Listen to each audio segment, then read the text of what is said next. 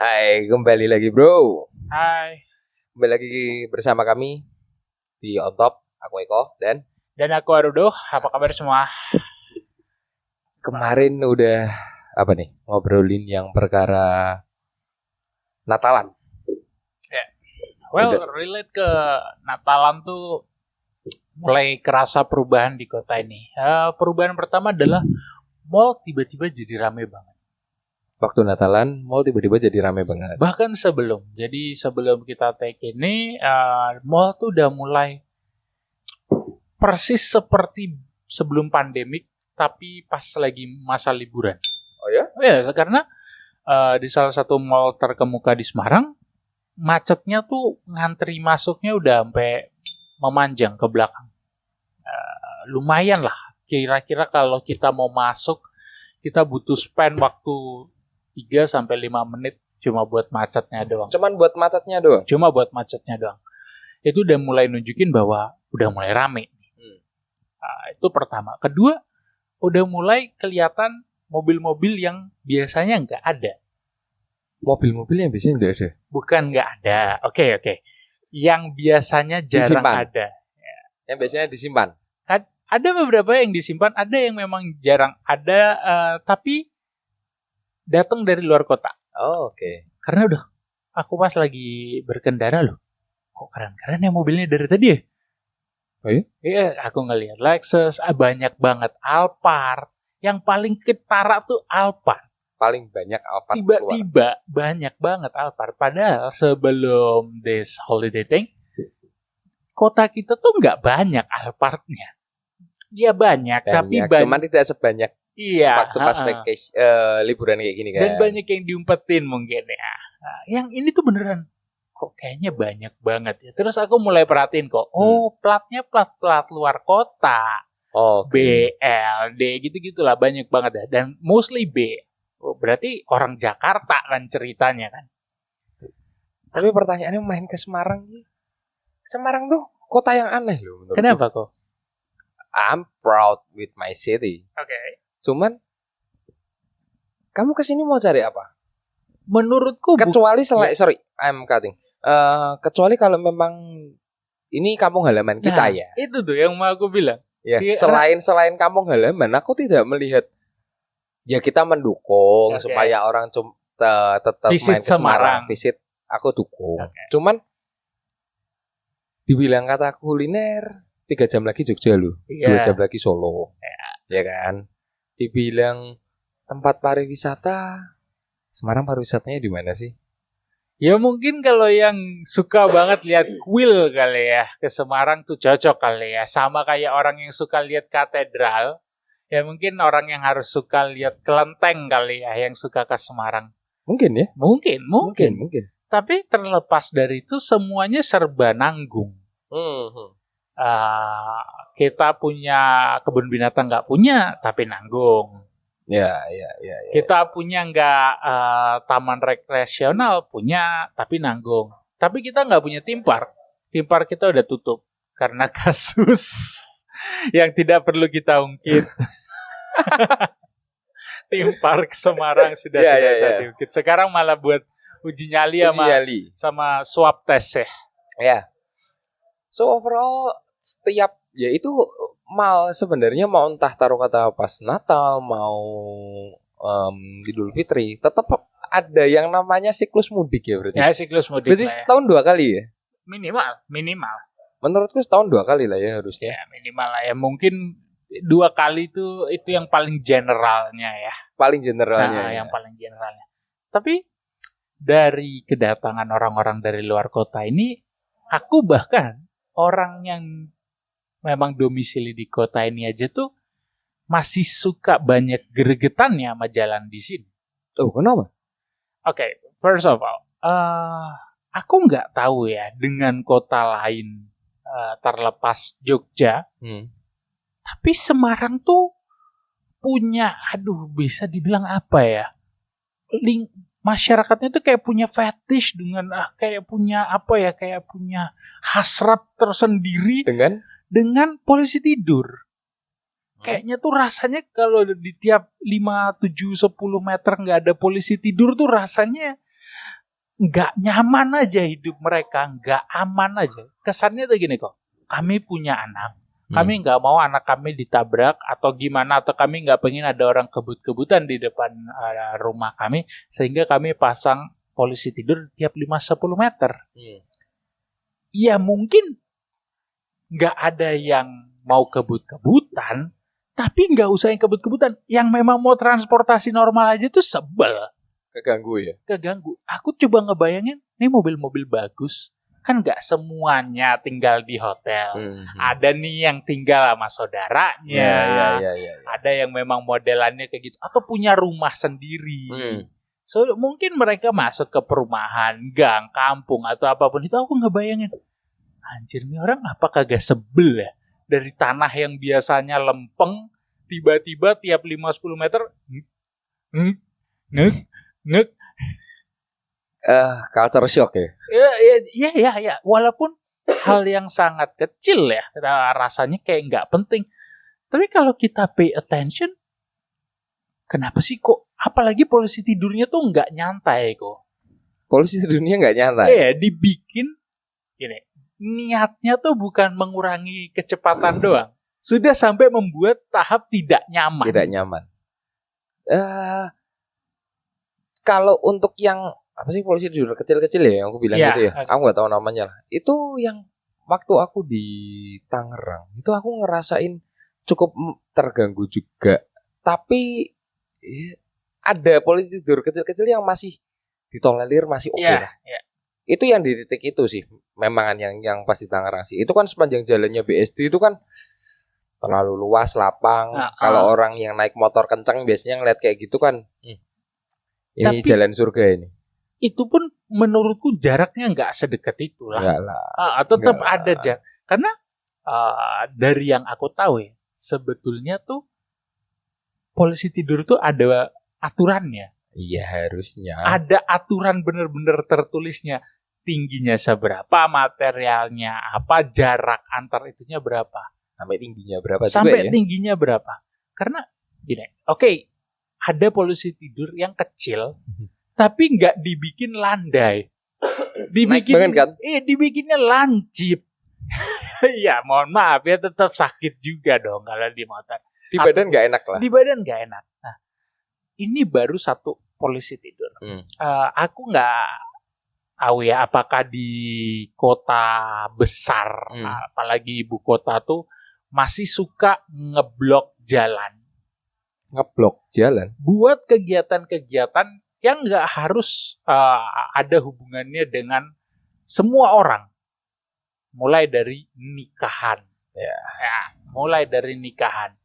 Mulai dari, aku nggak tahu, mungkin kegiatan sosial lainnya. Kayak kemarin, ya pemilu adalah sesuatu yang bisa aku terima. Karena itu nasional ya? Satu nasional dan dua, itu 5 tahun sekali dan itu menyangkut semua belah pihak.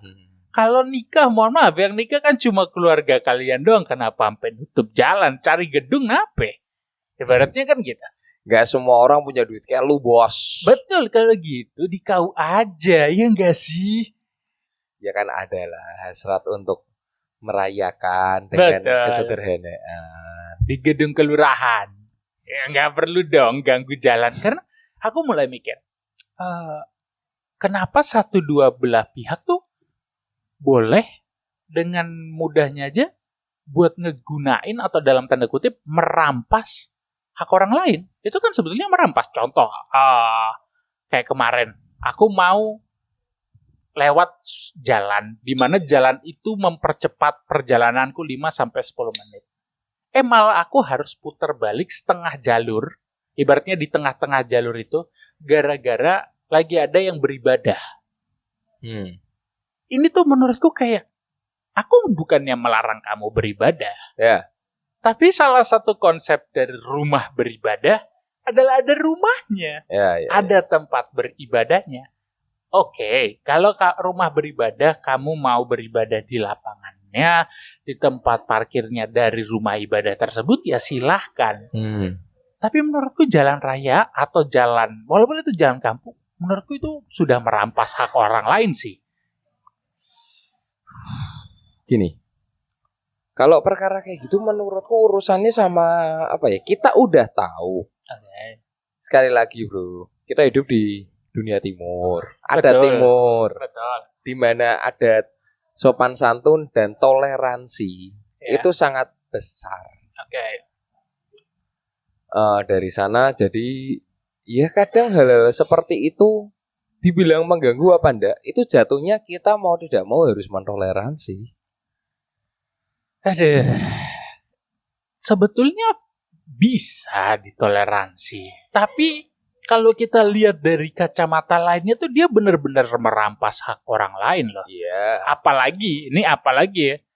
Kalau yang dirampas dalam tanda kutip itu pembayar pajak. Iya. Dia pasti sebel banget tuh. Gue bayar pajak. Ya mungkin dia juga bayar pajak. Kenapa jadi dia boleh pakai nih jalan lebih semena-mena daripada gue? Ibaratnya kan gitu. Nah, aku nggak tahu nih. Apakah ini juga sebuah culture? Ibarat nih, orang Jakarta kan hidupnya GPS to GPS. Ya. Udah GPS tiba-tiba Di stop. Di stop sama dalam tanda kutip petugas berbaju hijau. Putar balik, Mas. Ada acara depan. Ada acara di depan. Ya bingung dong orang-orang kota besar kayak gitu. Nah, itu yang kedua. Nah, ini yang ketiga nih. Ini sesuatu yang aku juga nggak tahu kalau di ibu kota masih dilakuin atau enggak. Menurut kok di ibu kota Apa? kalau orang meninggal masih dipremanin nggak? Karena kalau di kota ini, iya kalau orang meninggal masih dipremanin. Iya, kalau di kota kita ini orang meninggal masih dipremanin jalannya. Woi, minggir. Gini. Oh, ya, I get your point. Pada saat mungkin waktu mau pemakaman kan. Yes, waktu mau penguburan. Pengebumian. Gini. Kita lepas dulu dari ajaran tertentu yang mengatakan harus secepat-cepatnya. Sometimes I'm thinking, what's the difference of 10 minutes? Iya nggak sih? Religion, what the difference-nya? Mereka percaya mungkin kalau itu memang harus cepat itu mungkin juga, dan mungkin mereka percaya beberapa mitos atau tahyul kalau sampai tersendat mungkin ya, ini mungkin ya, karena aku nggak tahu, mungkin jalannya ke sana ntar ya kesendat, kan kita nggak tahu bro. Gini, ya, aku agak memang paling enak pura-pura bego kayak gini sih. Gini, biar dia ngomong aja udah. Agak susah juga buat kita gimana ya mencerminkan. Itu mungkin disebut afterlife ya. Afterlife itu dengan keadaan traffic di dunia nyata. Karena kalau kayak gitu, orang-orang yang meninggal di Jakarta agak kasihan gak sih? Perjalanan ke surganya jauh ya. Waduh. Apalagi kalau meninggalnya Jumat sore ketika hujan. Udah nggak ke surga-surga itu orang. Kapan gue sampai surga? Aku kan this is joke aside. I know kita lagi joke lah. It's a joke, but maksudnya gini. Gimana kita membiarkan hak kita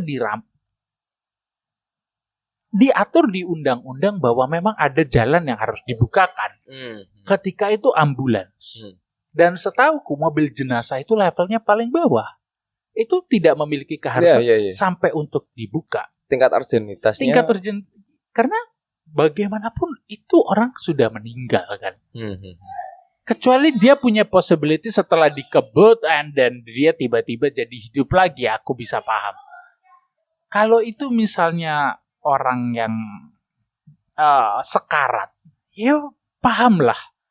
Ya itu kebanyakan salah kaprahnya kan kayak gitu. Kadang nggak usah dipungkirin deh.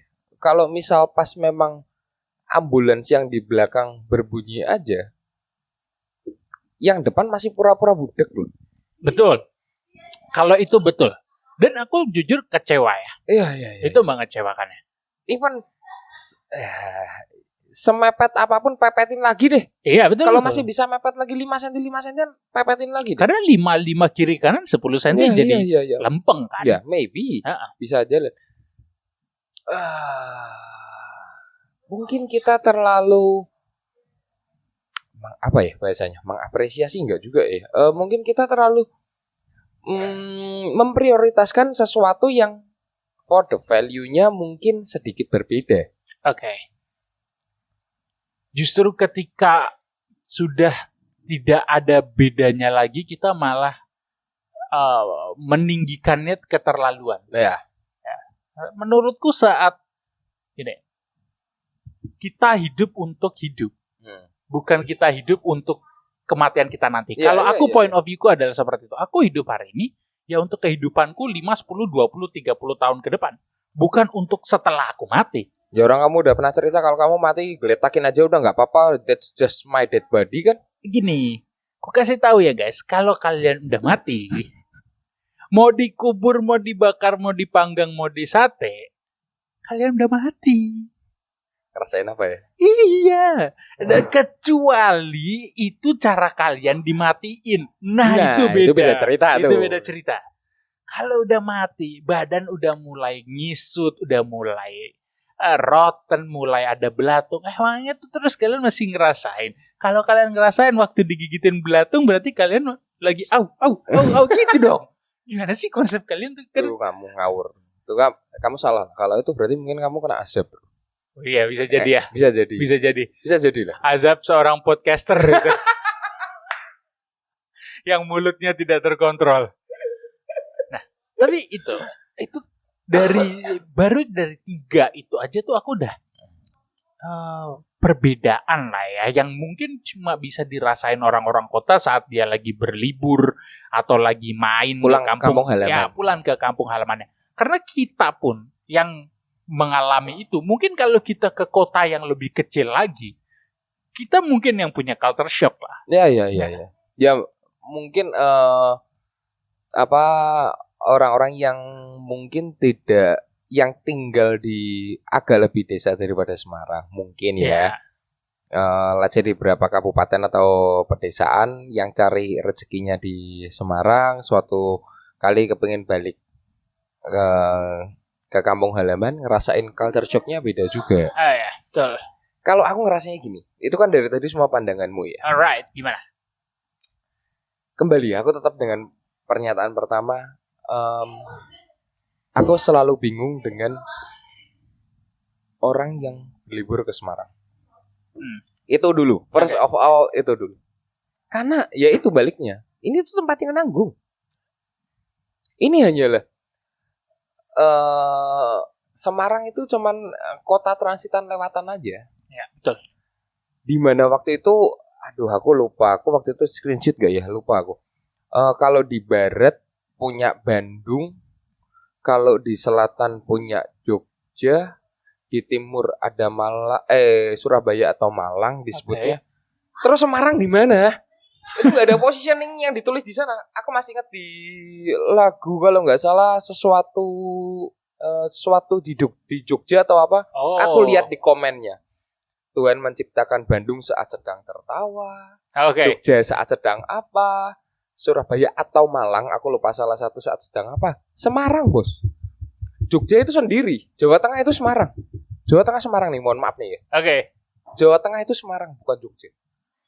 Dia ada provinsi sendiri. Oke, dia ada provinsi sendiri. Buat aku Semarang tetap harus dicintai, salah satunya. Kalau aku melihatnya sampai sekarang, aku tidak mau keluar dari Semarang. Yang pertama adalah kuliner. Okay. Mungkin tidak sebanyak dan seinovatif Jogja ya. Cuman itu kuliner di Semarang yang sampai membuat aku salah satu by the reason aku balik ke Semarang. Tapi kalau sampai kamu ke Semarang nih ya. Kamu orang Jakarta deh, balik ke Semarang. Restoran di Semarang yang di mana?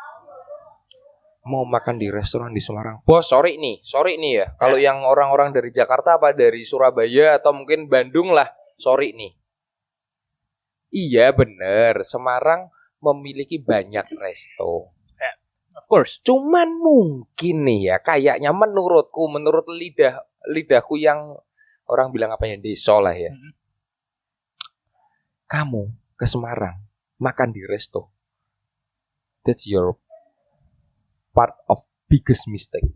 Karena kalau kamu datang dari kota besar ya, resto di sana mungkin lebih enak, Jauh lebih enak. lebih fancy, lebih menarik. fancy. Ya. Biasa makan beefsteak di Jakarta. Oke. Ke Semarang aku mau makan resto di Semarang, bos. Ngapain ke Semarang? Sana udah di Jakarta jauh lebih enak. Ya, in that sense aku setuju ya. Mending kalau ke Semarang ya main ke lokal kulinernya aja. Semarang main ke lokal kuliner. Datang ke Semawi. Datang. Nggak tahu ya. Udah buka belum ya? Oh, udah buka belum ya? Kan masih kayak gini kan. Iya, benar juga. Minimal lah, let's say ke makanan-makanan apa yang pinggir atau mungkin warung makan aku masih bisa terima. Tapi kalau sampai yang udah dapet stamp legend lah ya. ya. Yang stamp legend. Mungkin beberapa lah pilihan choice. Kalau pas di Semarang mungkin masih ada Semasem Kolim. Kalau yang mungkin orang zaman dulu, terus mungkin masih ada yang suka ayam gorengan masih ada Pak Supar, yang suka soto-sotoan masih ada soto Pak Wito, masih ada yang nasi ayam bu ibu siapa itu. Itu masih banyak kayak gitu loh. Main kalau misal ke Semarang, apalagi main ke Semarang cari outlet yang outletnya ini franchise Jakarta. Goblok. Waduh. Nah, I think terlepas dari itu menarik juga kalau kalian ngasih tahu apa makanan favorit kalian di Semarang ya kok ya. Makanan legendnya yang terlepas yang tadi di state sama Koeko, karena kami yang orang Semarang pun belum tentu ngerti semua. Belum tentu ngerti semua. Maybe kalian bisa tulis di komen, kami nyoba, mungkin yang nonton juga baca dan mau ikutan nyoba. It's gonna be good idea. Dan sepertinya industri food blogger Semarang juga berjalan sangat baik kok. Ya. Jadi mungkin nanti yang memang pekerjaannya sebagai food blogger Semarang, ya mungkin bisa sekalian list komen ya.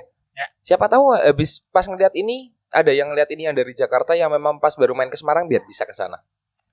Kalau buat penutup kok, menurut Koko, Semarang biar nggak terlalu nanggung, biar ada daya jualnya, apanya nih yang harus mulai ditingkatin di pariwisatanya?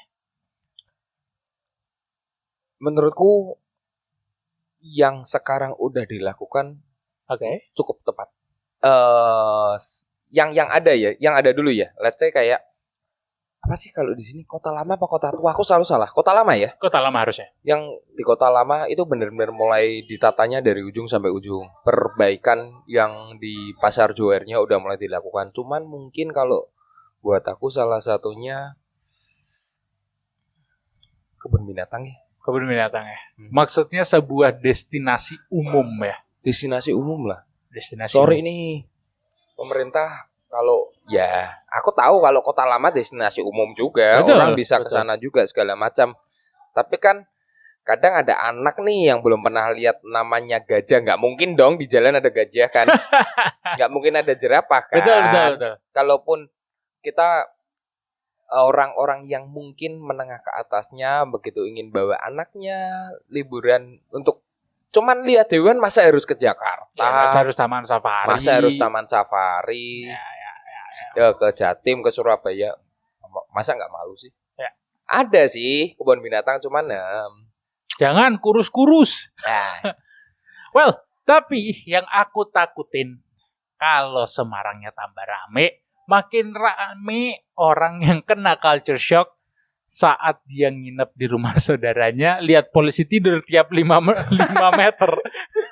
Itu bakal ganggu banget sih. Itu bakal ganggu banget. Dan mungkin bakal banyak juga nanti orang dari ibu kota yang marah-marah kenapa kita disuruh minggir sama orang meninggal lewat. Ya. Oh. Ya.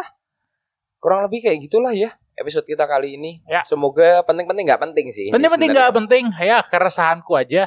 Paling di penutup aku juga mau ngucapin selamat Natal guys. Selamat Natal.